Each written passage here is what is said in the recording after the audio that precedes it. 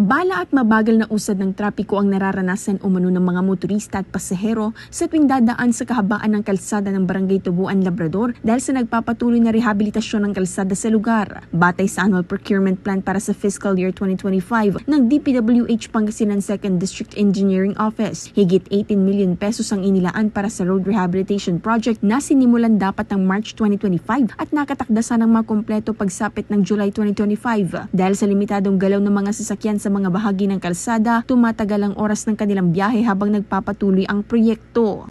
Malagi po bang mabagal yung daloy ng trapiko? Traffic po. Walang magagawa at daanan eh. Hindi nga makakataan. Maging mga nagtitinda ng dried fish sa nasabing bahagi, apektado rin. Wala po.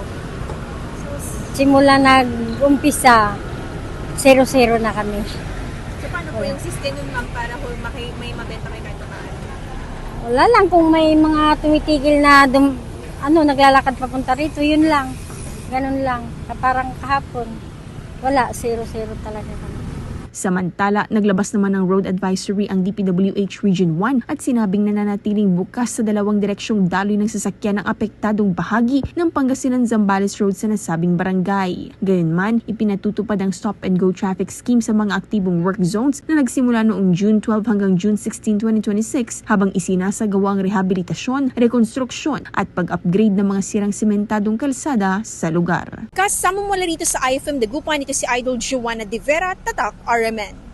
RMN Network News.